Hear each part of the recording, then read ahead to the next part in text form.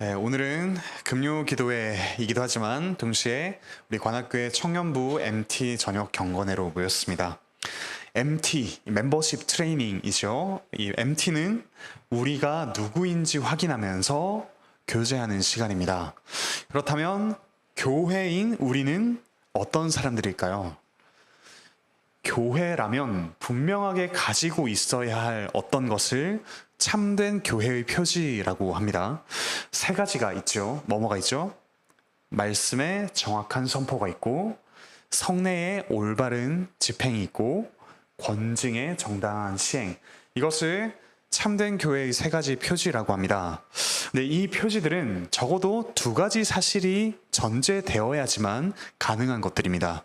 하나는 교회가 복음 말씀을 중심으로 한다는 것입니다. 말씀이 분명하게 선포가 되어야 되겠죠. 그리고 또 하나는 홀로 신앙하는 개인이라면 이것을 이룰 수가 없습니다. 공동체여야 한다는 뜻입니다. 요약하자면 교회는 복음 중심의 공동체입니다. 교회는 복음을 받은 개인도 아니고 복음 없는 공동체도 아닙니다. 교회에는 이 복음을 중심으로 하는 성도의 사귐이 반드시 있어야 합니다. 그렇다면 이 복음을 중심으로 하는 사귐이란 어떤 것일까요? 사실 이 성도의 교제라는 것이 시간도 많이 들고 힘도 많이 쓰이고 괜히 복잡한 관계에 얽혀 들어가는 것만 같은 무언가 우리 자신을 얽매이는 것만 같이 느껴질 때도 있습니다. 하지만 오늘 본문인 빌레몬서에서는 이 사귐이라는 것이 얼마나 빛나는 것인가를 보여주고 있습니다. 즉 복음으로 빛나는 사귐의 특징을 발견할 수가 있습니다. 이 빌레몬서의 배경을 먼저 또는 상황을 먼저 살펴볼 필요가 있습니다. 빌레몬서를 쓰고 기록하고 보낸 즉 발신자는 에베소 감옥에 갇힌 바울과 그 동역자들입니다. 빌레몬서를 받는 사람, 수신자는 누구이죠? 골로새 지역에 있는 빌레몬과 그가 속한 교회입니다. 빌레몬에게는 원래 오네시모라는 종이 있었습니다. 그런데 어느 날 이 오네시모는 빌레몬의 집에서 나와서 멀리 도망쳤습니다. 이 당시 종 또는 노예는 오늘날의 자동차와 같습니다. 그러니까 인격으로 취급받지 못하고 재산, 경제활동의 중요한 수단으로 여겨졌었죠. 근데 그 차가 고장난다 어떻게 해야 되죠? 네, 때려서 고쳐야 됩니다. 그러니까 종이 도망갔다 그러면 엄한 벌이 기다리고 있었죠. 그런데 어느 날 이 도망친 빌레몬은 아마 그 주인의 재산도 어느 정도 가져왔을 겁니다. 종이 아무것도 가진 것 없이 도망쳐서 생활하려면 재산이 있어야겠죠. 이 빌레몬은 어떠한 과정을 거쳐서 사도 바울을 만나게 됩니다. 그래서 복음을 듣고 예수님을 믿게 되었죠. 때로 다큐멘터리에서 북한에서 온 간첩분들이 이렇게 회심해서 막 그리스도인이 된 걸 보면 어떤 사람들 되게 부정적으로 이야기합니다. 저 범죄자가 무슨 교회는 아무나 다 받아주냐 이렇게 이야기를 하기도 하죠. 어쩌면 이 오네시모는 주인을 배반하고 어느 정도 재산을 탈취해서 나온 아주 범죄자로 여겨질 수 있었던 사람이었습니다. 그런데 이 바울은 오네시모의 원래 주인이었던 빌레몬에게 오네시모를 용서하면서 다시 받아줄 것을 요청합니다. 그러면서 이 편지를 쓰고 있습니다. 바울이 기록한 가장 짧은 편지인 이 빌레몬서. 이 안에서 우리는 복음으로 빛나는 사귐이 무엇인가 발견할 수 있습니다. 말씀을 통해서 이 복음으로 빛나는 사귐의 특징 세 가지를 듣겠습니다. 그리고 이 사귐을 우리도 누려가는 관악교회 청년부 그리고 우리 모든 관악교회 형제자매 되시기를 바랍니다. 첫 번째로 복음으로 빛나는 사귐의 특징 첫 번째, 이 사귐은 믿음과 사랑으로 빚어집니다. 복음으로 빛나는 사귐은 믿음과 사랑에 참여함으로써 가능해집니다. 4절부터 7절을 보시면 바울이 빌레몬으로 인해서 하나님께 감사의 기도를 드린다라고 합니다. 그 이유가 5절에 나오죠. 주 예수와 및 모든 성도에 대한 네 사랑과 믿음이 있음을 들음이니. 그리고 이 믿음과 사랑을 6절에서 이렇게 요약합니다. 네 믿음의 교제. 교제라는 말, 사귐이라는 말은 헬라어로 아마 한 번씩 들어보셨을 수도 있습니다. 코이노니아라고 합니다. 코이노니아. 이 단어가 오늘의 핵심입니다. 코이노니아의 정의는 이렇습니다. 한번 잘 들어보세요. 공통된 대상에 참여함으로써 누군가와 누리는 사귐의 관계. 그러니까 여기서 교제, 사귐은 그냥 두 사람이서 그냥 사귀는 것이 아니라 공통된 대상에 참여함으로써 누리는 사귐의 관계입니다. 근데 이런 코이노니아는 사실 일상에서도 어렵지 않게 발견할 수 있습니다. 축구 동호회. 그렇죠? 축구라는 공통된 대상에 참여함으로써 사귐을 누립니다. 그리고 청년부에서 요즘 조금 하고 있는 달리기 모임, 코이노니아라고 할 수도 있겠죠. 독서 모임, 영화 모임 등등 일상에서도 다양한 코이노니아가 있습니다. 그래서 코이노니아가 무엇에 달려있냐라고 했을 때 그 참여하는 대상이 무엇인가에 따라서 코이노니아의 성격이 많이 달라집니다.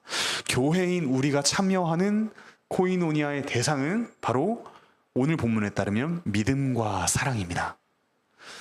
믿음과 사랑, 여기에 참여하는 자들이 누리는 사귐이 교회의 사귐이죠. 믿음의 내용은 무엇이죠? 그리스도를 통해서 우리에게 주어진 복음입니다. 사랑의 대상은 모든 성도라고 나와 있습니다. 차별이 없죠. 모든 성도가 사랑의 대상이고 믿음의 대상은 주 예수 그리스도를 통해서 우리에게 주어진 복음입니다. 만일 우리가 주 예수 그리스도에 대한 믿음과 모든 성도에 대한 사랑이 없다면 우리에게는 코이노니아가 없습니다. 그리고 믿음과 사랑 둘 다 있어야 합니다. 그리스도에 대한 믿음만 있고 성도에 대한 사랑이 없거나 아니면 반대로 성도에 대한 사랑만 있고 그리스도에 대한 믿음이 없다면 교회의 코이노니아가 아니죠. 여러분은 이런 사귐을 누리고 계십니까? 아니면 믿음만 있으면 된다 라고 생각하며 개인의 신앙, 그 고립된 신앙만을 고수하고 계십니까? 같은 자리에 앉아 있다는 것만으로 사귐을 누리고 있다고 착각하고 있진 않을까요? 실제로 서로를 사랑하는 경험이 없음에도 적당한 선에서 만족하고 있진 않을까요? 아마 이 청년부 MT 그리고 금요기도에 나오신 여러분들은 아마 결코 개인만의 신앙을 중요하게 생각해서 이 자리에 함께 나오지는 않았을 것이라 생각을 합니다. 하지만 정직하게 돌아볼 필요가 있습니다. 그렇다면 우리는 이 사귐 가운데 그리스도에 대한 믿음에 함께 참여하고 있을까요? 반대로 우리가 그저 생각이 비슷해서 혹은 성향이 맞아서 취미가 비슷해서 말이 통해서 코이노니아를 누리고 있다라고 착각을 하고 있을 수도 있습니다. 서로 챙겨주고 인사도 하면서 상당히 친밀한 것처럼 보이지만 정작 그리스도에 대한 믿음, 복음의 감격이 우리 대화에 빠져 있다면 이 역시 코이노니아가 아닙니다. 우리의 사귐은 이처럼 믿음과 사랑 모두에 참여함으로써 이루어집니다. 믿음의 교제가 낳는 결과가 6절 뒷부분에 나오는데요. 우리 가운데 있는, 같이 읽어볼까요? 시작. 우리 가운데 있는 선을 알게 하고 그리스도께 이르도록 역사하느니라. 믿음의 교제, 코이노니아는 우리 가운데 이루어진 선이 무엇인지, 그 복음이 무엇인지 구체적으로 경험하게 합니다. 그 복음은 코이노니아 가운데에서는, 이 안에서는 구체적으로 사랑으로 드러납니다.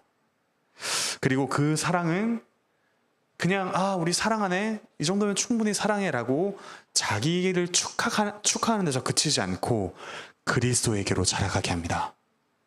그리스도를 계속해서 닮아가게 하는 것이 코이노니아가 우리 안에서 이루어가는 것입니다.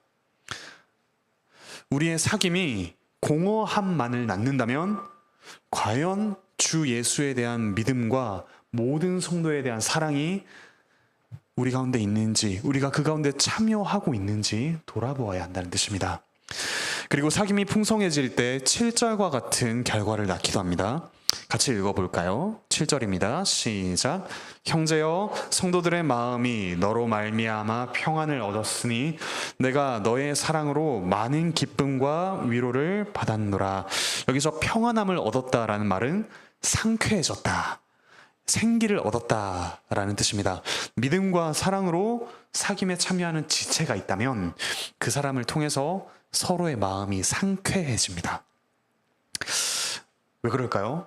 왜 이 사귐에 깊이 참여하는 사람으로 인해서 우리 마음에 생기가 돌게 될까요? 그 이유는 서로에게서 점차 그리스도의 아름다움과 영광을 발견하기 때문입니다. 그리스도를 닮은 사람, 그리스도처럼 서로를 사랑하는 사람에게서 이 세상에서는 찾아볼 수 없는 생기와 아름다움을 발견하게 되기 때문입니다. 이 사귐에 참여하지 않는다면 그리스도의 아름다움이라는 것을 그저 추상적으로 알 뿐입니다. 그래, 그리스도는 아름다우신 분이지. 그래, 그리스도는 영광스러운 분이지. 그런데 그것이 실제로 우리 안에서 어떻게 이루어져 가는지 보지 못한다면 우리는 사귐을 누리고 있지 못한 것이죠. 그러므로 이 믿음과 사랑의 교제 속으로 깊이 들어오시길 바랍니다. 함께 들어와서 말도 안 되게 저와 여러분을 통해서 서로를 빚으시는 하나님의 놀라운 은혜를 구체적으로 경험하시길 바랍니다. 하나님의 아름다우심을 구체적으로 경험하십시오. 함께 믿음과 사랑에 참여하는 이들로 인해서 이것이 얼마나 기쁜 것인지, 우리에게 얼마나 큰 위로가 되는 것인지 경험해 가시길 바랍니다.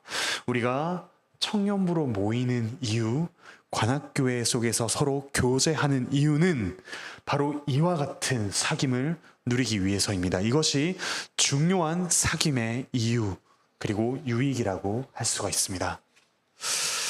자, 이렇게 빌레몬으로 인한 감사를 이야기한 후에 바울은 이제 빌레몬에게 무언가를 요청합니다. 그러니까 실컷 칭찬해놓고 이제 칭찬의 이유가 드러나죠. 야, 너가 이런 사람임을 내가 정말 감사해. 너가 이런 사람이기 때문에 그럼 이제 이걸 좀 해주지 않겠니? 이렇게 이야기를 하는 것이죠. 이 내용은 뭐냐면 오네시모를, 그러니까 도망친 노예 오네시모를 용서하고 받아주라는 것입니다. 그리고 오네시모가 이제 바울을 섬기는 일에 참여하도록 허락해주라라는 것이죠. 오네시모와 코이노니아를 나누자라는 요청입니다. 도망친 노예와 코이노니아를 나누자라는 요청이죠. 이 요청에서 복음으로 빛나는 사귐의 또 다른 특징들이 나옵니다. 두 가지가 나오는데요. 그 중에서 먼저 자발성을 발견할 수 있습니다. 즉, 복음으로 빛나는 사귐의 두 번째 특징은 자발성입니다. 이 자발성을 바탕으로 코이노니아가 이루어집니다. 먼저 사울은 8절에서 사실 나에게는 너에게 명령할 권한이 있어 라고 이야기합니다. 바울은 사도였고 교회의 지도자였죠. 더구나 빌레몬에게 복음을 전파하면서 그를 가르친 그에게 아버지와도 같은 사람이었습니다. 얼마든지 명령할 수 있었죠. 하지만 바울은 9절에서 사랑으로서 간구한다 라고 합니다. 사랑 때문에, 너를 사랑하기 때문에 명령이 아니라 간구로 이야기한다 라고 합니다.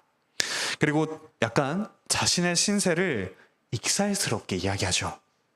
바울이 우리가 이미지로 떠올리기에는 상당히 딱딱하고 논리적이며 과격한 사람처럼 보이지만 오늘 빌레몬서에는 자신이 사랑하는 사람에게 얼마나 익살스럽고 또 유머스러운지도 볼 수 있습니다. 9절 뒷부분을 보십시오. 이 부탁하면서 뭐라고 하죠? 나이가 많은 나 바울은 지금 또 예수 그리스도를 위하여 갇힌 자 되어 너에게 부탁한다 라고 합니다. 협박하는 내용이 절대 아닙니다.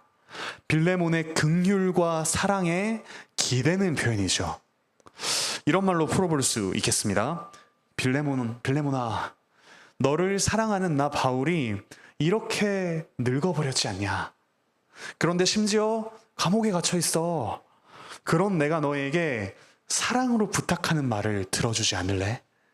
이렇게 빌레몬의 사랑과 긍휼에 기대어서 부탁을 하고 있습니다. 그럴 필요가 없었지요. 얼마든지 명령할 권한을 가지고 있었습니다.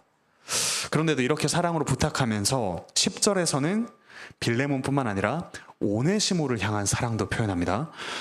갇힌 중에서 낳은 아들 오네시모를 위하여 네게 간구하노라. 오네시모를 낳았다는 말은 오네시모가 바울이 전하는 복음을 듣고 회심했다는 뜻입니다. 즉 주인인 빌레몬과 도망친 노예 오네시모가 모두 바울의 전도를 받아서 그의 영적인 아들이 되었다라는 뜻입니다. 오네시모, 이 오네시모라는 이름의 뜻은 유익한이라는 뜻입니다. 유익 또는 유익한이라는 뜻입니다. 11절에서 바울은 또 그 뜻을 담아서 언어 유희를 합니다. 같이 읽어볼까요? 시작.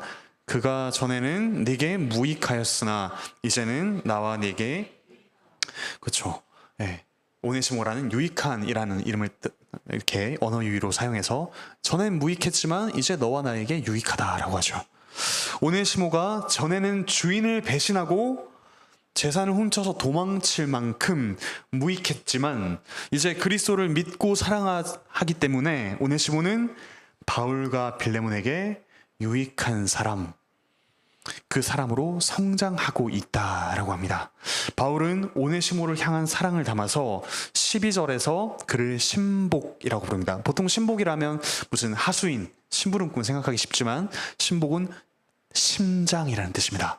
혹은 나의 내장이라는 뜻입니다. 그 오네시모, 그 무익했던 오네시모는 지금 나에게 심장과도 같은 사람이다 라고 이야기를 하고 있죠. 7절과 20절에 나오는 마음이라는 말과 같은 뜻이기도 합니다. 13절에서 이 바울은 이런 오네시모가 이제 바울을 섬길 수 있도록 그러길 원한다라고 지금 빌레몬에게 이야기하고 있습니다. 그런데 14절 한번 보십시오. 또 빌레몬의 승낙을 구합니다. 허락해 주기를 원한다라고 합니다. 바울이 원하는 이 선한 일, 이제 변화되어가는 오네시모가 바울을 도와서 복음을 전하는 일, 그 일이 바울의 명령에 의해서가 아니라 빌레몬의 자의로 이루어지기를 원한다라고 하죠. 지금 바울이 빌레몬을 어떻게 대하고 있습니까? 이때껏 빌레몬이 보여왔던 믿음과 사랑을 자발적으로 발휘할 수 있는 사람으로 대하고 있습니다. 명령에 따르는 종이 아니라 자발적으로 사랑을 베푸는 자유인으로 빌레몬을 대하고 있습니다.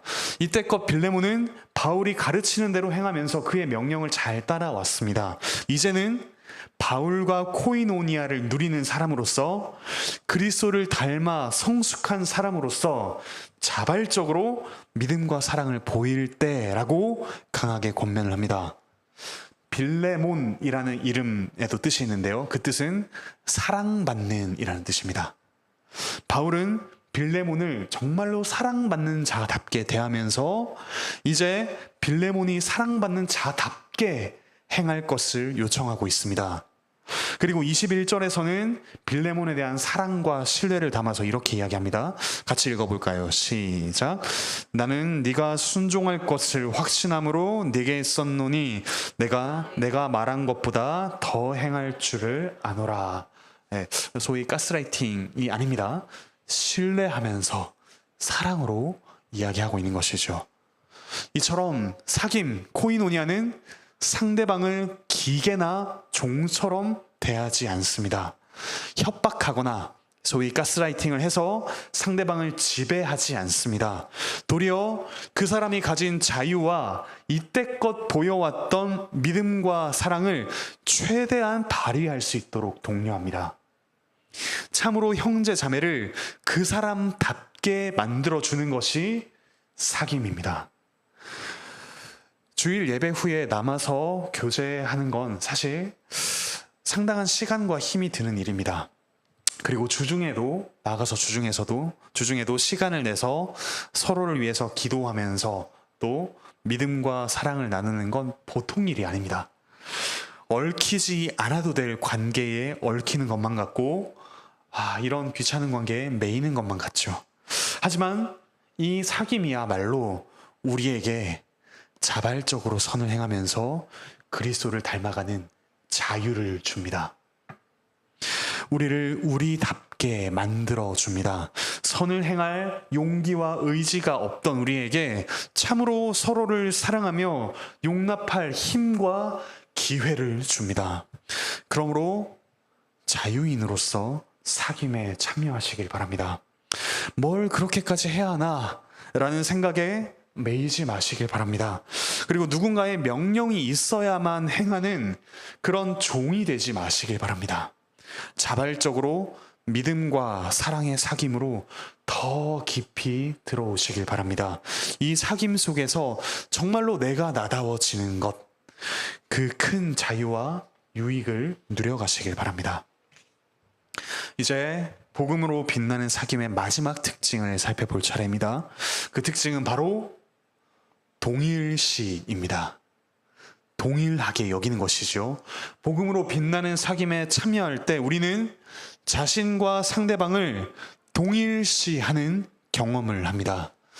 바울은 빌레몬뿐만 아니라 오네시모, 탈주 노예인 오네시모를 자신과 동일시하며 빌레몬을 권면합니다. 먼저 7절과 20절을 보십시오. 바울이 빌레몬을 뭐라고 부르고 있습니까? 형제라고 부르고 있습니다. 그런데 16절을 보시면 또 누구를 형제라고 부릅니까? 오네시모를 형제라고 부릅니다. 바울과 빌레몬과 오네시모를 동등하게 여기고 있는 것이죠.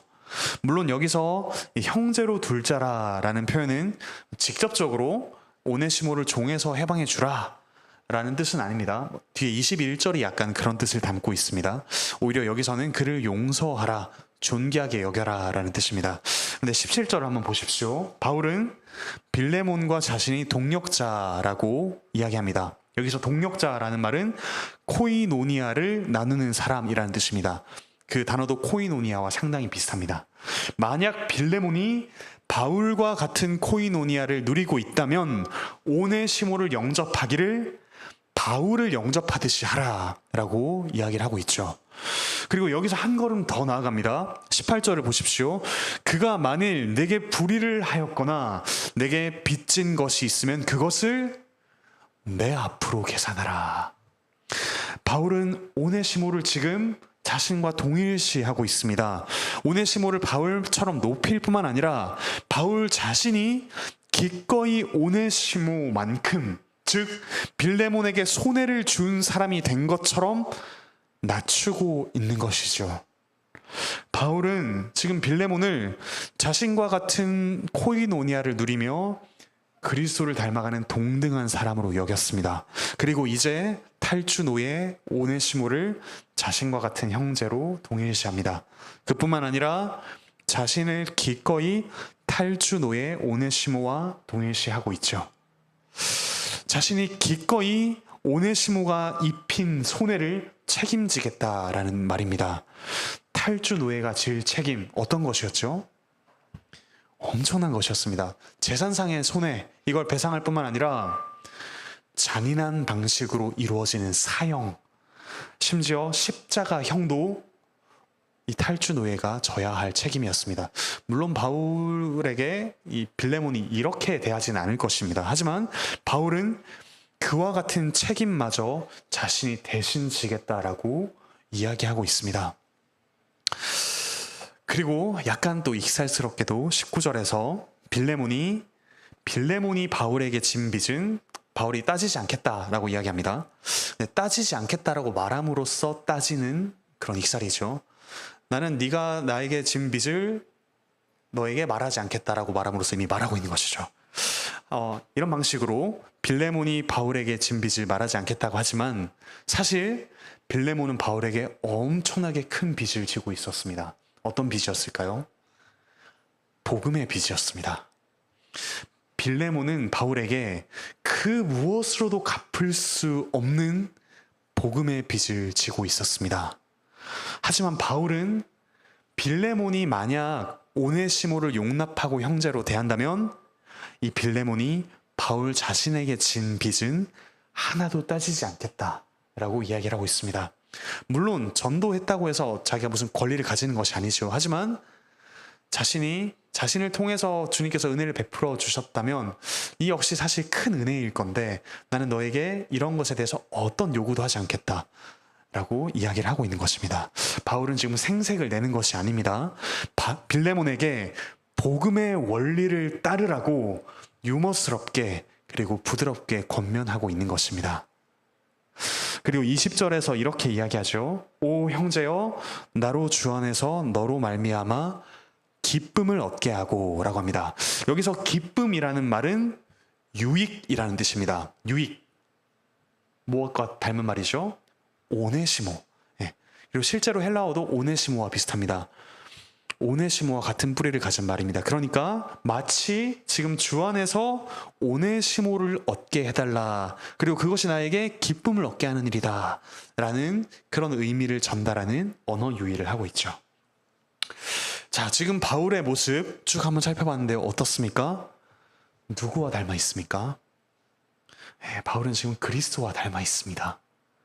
그리스도는 사실 바울보다 그리고 혹시 오네시모를 용서한다면 빌레몬보다 더욱더 큰 사랑을 베푸시는 분이십니다.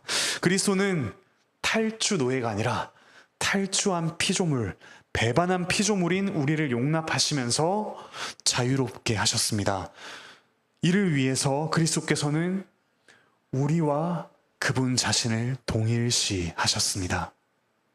그것도 자발적으로 그렇게 하셨습니다. 우리는 창조주 하나님을 배반한 피조물로서 영원한 형벌을 받아 마땅한 죄인이었습니다. 그런 우리를 위해서 그리스도께서 십자가에서 하나님의 저주를 받아 죽으셨습니다. 십자가에서 그분은 타락한 피조물이 거룩한 창조주에게 받아 마땅한 모든 형벌을 지셨습니다. 왜 그토록 그리스도께서는 자신을 우리와 동일시하셨습니까? 우리를 그분과 같게 만드시기 위해서입니다. 그리스도께서 그분 자신을 우리와 동일시하신 이유는 우리를 그분과 동일시하시기 위해서입니다. 우리를 이 믿음과 사랑의 교제에 참여하게 하셔서 그리스도와 같이 의로운 자로, 그리스도와 같이 참으로 사랑하는 자로 만드시기 위해서입니다. 바울은 지금 자신을 빌레몬과 오네시모와 동일시함으로써 그리스도와 동일시하고 있습니다. 자신을 그리스도와 동일시하고 그리스도의 역할을 하고 있는 것이지요. 바울은 하나님과 우리를 화평하게 하신 그리스도, 유대인과 이방인을 화평하게 하신 그리스도와 같이 빌레몬과 오네시모를 화평하게 하는 역할을 감당하고 있습니다. 그저 아무 상관없는 제3자로서가 아니라 철저히 가해자의 책임을 지는 자가 되어서 모든 책임을 대신 지는 자가 되어서 그리스도의 역할을 감당하고 있는 것입니다. 바울이 이렇게 할 수 있었던 것은 그와 자신을 동일시하셨던 그리스도의 복음을 받았기 때문입니다. 이 복음에 참여했기 때문입니다. 그리고 이제 빌레몬과 오네시모 역시 이 복음에 함께 참여하는 자임을 알았기 때문입니다. 지금 바울은 함께 참여한 이 복음에 더욱더 깊이 참여하자고 빌레몬과 오네시모를 초대하고 있는 것이죠. 11절에서 또 다른 언어 유희가 사용되었습니다. 무익하다라고 한 말이 있죠. 이 무익하다라는 말은 헬라어로 아크레스토스입니다. 반대로 유익하다라는 말은 유크레스토스입니다. 크레스토스, 이 말 유익이라는 뜻인데요. 크레스토스, 어떤 말과 상당히 비슷하지 않습니까? 크리스토스, 그리스도와 발음상으로 거의 구별이 되지 않는 말입니다. 바울은 지금 오네시모가 그리스도와는 전혀 상관없는 무익한 사람에서 그리스도를 닮은 참으로 유익한 사람, 참된 오네시모, 참으로 유익한 사람이 되었음을 알았습니다. 그리고 그 오네시모와의 교제를 누리도록 빌레몬을 초청하고 있죠. 이처럼 우리와 자신을 동일시하신 그리스도는 기꺼이 자신을 형제자매와 동일시하는 사귐으로 우리를 초대하십니다. 우리의 사귐 가운데 우리는 서로에게 그리스도와 같은 자가 됩니다. 그리스도처럼 자신을 내어주며 그리스도처럼 기꺼이 형제자매의 위기와 손해에 자신을 묶어맵니다. 그럴 필요가 없음에도 불구하고 기꺼이 연약하고 죄 많은 형제자매와 자신을 묶어맵니다. 그리고 얼마든지 이 권한을 사용할 수 있음에도 불구하고 사랑으로 권면합니다.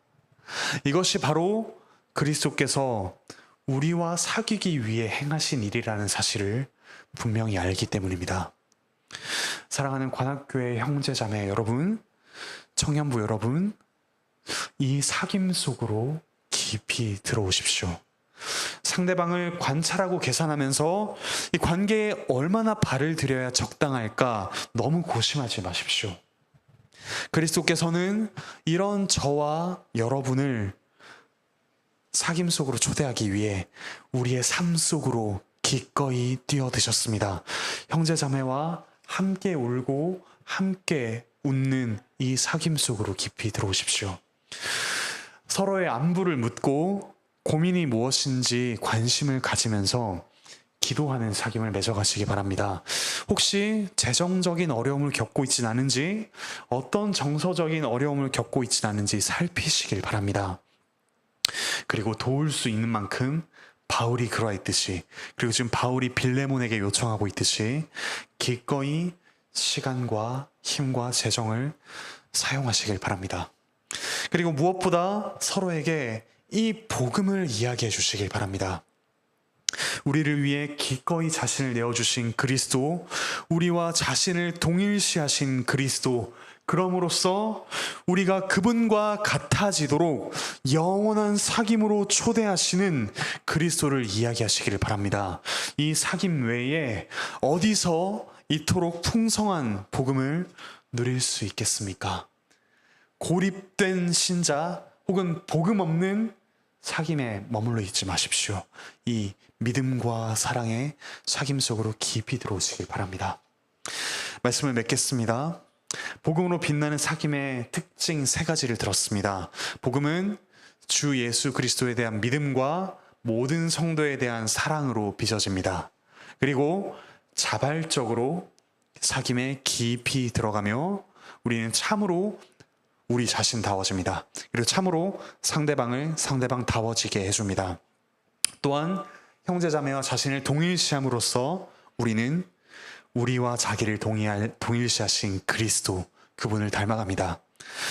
때로 우리는 이런 사귐에 실망할 것입니다. 아니, 반드시 사귐 가운데 어려움을 겪게 될 것입니다. 서로를 이용할 수도 있고 그 믿음을 배신할 수도 있습니다. 우리 자신의 기준에 미치지 못하는 상대방 또는 자기 자신을 발견할 것입니다. 하지만 15절을 보십시오. 오네시모가 잠시 떠나게 된 것은 빌레몬이 그를 영원히 두게 함이라고 합니다. 이 떠나게 되었다라는 말은 수동태로 사용되었습니다. 이상하죠? 떠난 것은 오네시모가 자신의 의지로 떠났는데 떠나게 되었다, 수동태로 쓰였습니다. 하나님의 섭리로 이루어졌다라는 신적 수동태입니다. 오네시모는 주인을 배반하고 탈출했지만 바울을 만나서 복음을 믿게 되었습니다. 그리스도를 닮은 유익한 사람이 되었죠. 그리고 이제 빌레몬에게로 돌아가서 영원히 그와 형제로 지내게 됩니다. 이 사람의 잘못과 실수마저 사용하시는 하나님의 놀라운 섭리입니다. 이 사귐 가운데 하나님께서 우리의 모든 못남 그리고 실수를 통해서 더욱 놀라운 사귐의 열매와 기쁨을 누리게 하실 것입니다. 22절에서 바울은 자신이 빌레몬과 사람들에게 나아갈 수 있기를 바란다고 합니다. 여기서 나아간다라는 말도 수동태로 사용되었습니다. 선물로 주어진다라는 게 원래 뜻입니다. 이 사귐을 공유하는 우리 한 사람 한 사람은 서로에게 주어지는 하나님의 선물입니다. 때로는 서로가 불편한 이야기를 하고 때로는 귀찮기도 하며 때로는 손해를 끼치는 듯 보일 수 있습니다. 하지만 하나님께서는 이 사귐을 통해서 이 사귐 가운데 서로를 통해 서로를 빚어 가십니다. 그리스도를 닮아가는 놀라운 선물을 우리에게 주십니다. 그리고 이 사귐은 영원한 사귐이 될 것입니다. 성경의 영원한 사귐, 곧 하나님과 그 아들 예수 그리스도와 나누는 사귐을 영생이라고 하죠. 이 땅에서 우리가 이런 사귐을 누려갈 때 우리는 영생을 앞당겨서 누립니다. 그리고 마침내 우리는 그리스도와 같이 영광스럽게 변화해서 완전히 그리스도를 닮아서 완전한 사귐, 생명을 누릴 것입니다. 더 이상 눈물과 아픔, 배신과 실패 없이 기쁨과 그리고 사랑과 평화로 가득한 사귐, 영생을 누릴 것입니다. 그때까지 이 땅에서 함께 울고 웃으며 그리스도를 닮아가는 구체적인 사귐의 공동체, 우리 청년부와 관악교회 되시기를 바라고 축복합니다.